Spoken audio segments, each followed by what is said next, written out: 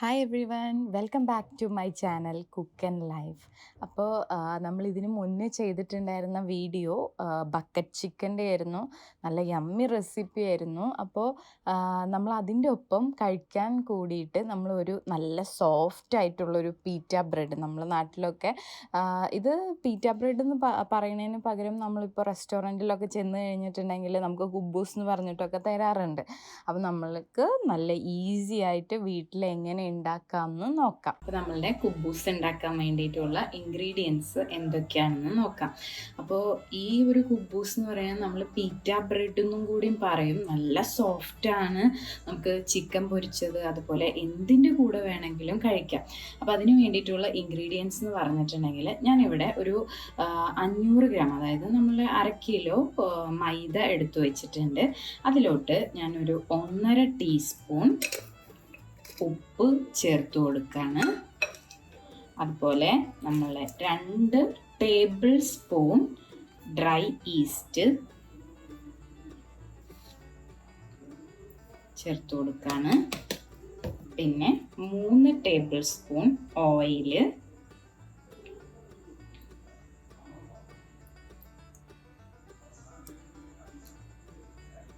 Oil നിങ്ങൾക്ക് വേണമെങ്കിൽ olive oil ചേർത്ത് കൊടുക്കാം, പാം ഓയിൽ ചേർത്ത് കൊടുക്കാം, അതൊക്കെ നിങ്ങളെ ഇഷ്ടം കേട്ടോ. പിന്നെ അതുപോലെ ഉപ്പ് ചേർക്കുന്നത് ഞാനൊരു മിതമായിട്ടുള്ള അളവിൽ കാണിക്കണുള്ളൂ. നിങ്ങൾക്ക് വേണമെങ്കിൽ കൂട്ടാം, കുറയ്ക്കാം, എന്ത് വേണമെങ്കിലും ചെയ്യാം.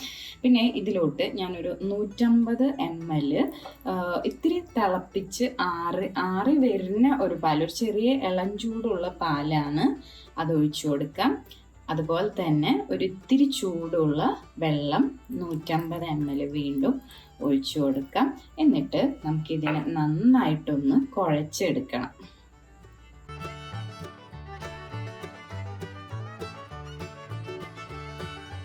ഒരു ഏകദേശം 10 മിനിറ്റിൻ്റെ അടുത്ത് നമ്മൾ നന്നായിട്ട് കുഴച്ചെടുക്കണം, എന്നാലാണ് നല്ല സോഫ്റ്റ് ആവുള്ളൂ. അപ്പോൾ നമുക്കൊരു ഏകദേശം 10 മിനിറ്റ് കുഴച്ചിട്ട് എങ്ങനെയാണ് വരുന്നതെന്ന് നോക്കാം.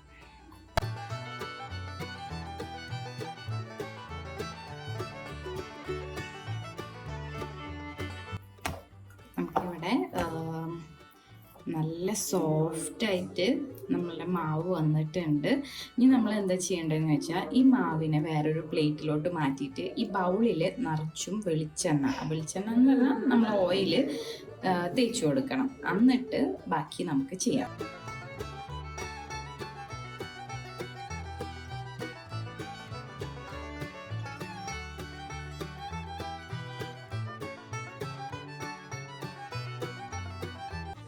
എന്നിട്ട് നമ്മൾ നല്ലൊരു തണുത്ത തുണി എടുത്തിട്ട്, നനഞ്ഞ തുണി എടുത്തിട്ട് നമ്മൾ ഇതിൻ്റെ മേലോട്ട് ഇട്ട് കൊടുക്കാം. ഒരു 1 മണിക്കൂർ ഇതിന് സെറ്റ് ചെയ്യാനായിട്ട് വെക്കാം നമുക്ക്. അപ്പോൾ നമുക്കിവിടെ നമ്മളെ മാവ് നന്നായിട്ട് പൊന്തി വന്നിട്ടുണ്ട്, കണ്ടോ? അങ്ങനൊരു കൺസിസ്റ്റൻസി നമുക്ക് കിട്ടണം. നമ്മൾ തൊട്ട് നോക്കുമ്പോൾ തിരിച്ച് റിവേഴ്സായിട്ട് അത് വരുന്ന പോലത്തെ ഒരു ആക്ഷൻ നമുക്ക് തോന്നണം. ഓക്കെ, ഇപ്പം നല്ല അടിപൊളിയായിട്ടുണ്ട്. ഇനി നമുക്ക് ഇതിനെ ഒരു പ്രാവശ്യം കൂടി ഒന്ന് കുഴച്ചെടുക്കാം.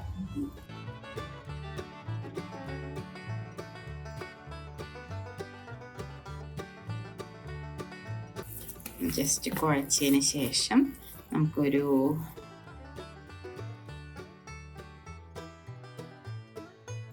ഏകദേശം ഇത്ര വലിപ്പത്തിലുള്ള ബോൾസ് കുറച്ച് ഈ മാവ് കൊണ്ട് ഉണ്ടാക്കാം.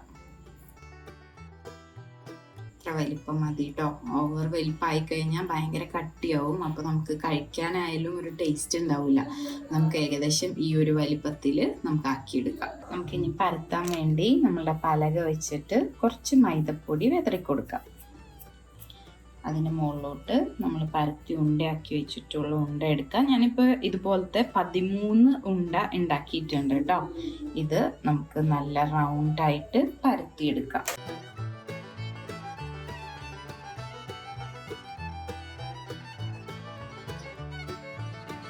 ഞാനിവിടെ ഏകദേശം ഒരു റൗണ്ട് ഷേപ്പിലൊക്കെ ആക്കി എടുത്തിട്ടുണ്ട്. എന്നിട്ട് നമ്മൾ ഇതിനെ ഇത്ര വലിപ്പം വന്നാൽ മതി കേട്ടോ. അത് കണ്ടോ, കട്ടി ഇത്രയും വേണം. അതിനുശേഷം നമുക്കിത് ഒരു തവയിൽ വെച്ചിട്ട് ചുട്ടെടുക്കാം. അത് നമ്മൾ ഒരു തവ വെച്ചിട്ട് നല്ല ചൂടാക്കിയതിന് ശേഷം നമ്മളുടെ പീറ്റ ബ്രെഡ് ഇതിലോട്ട് ഇട്ട് കൊടുക്കാം.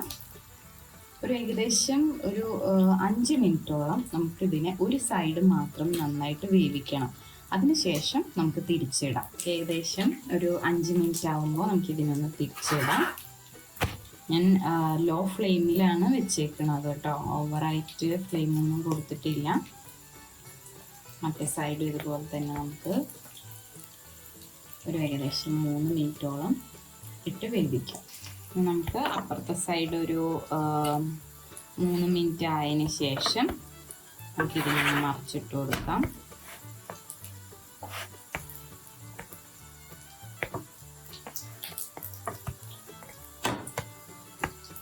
ഒരു മിനിറ്റ് നന്നായിട്ടൊന്ന് വേവിക്കാം.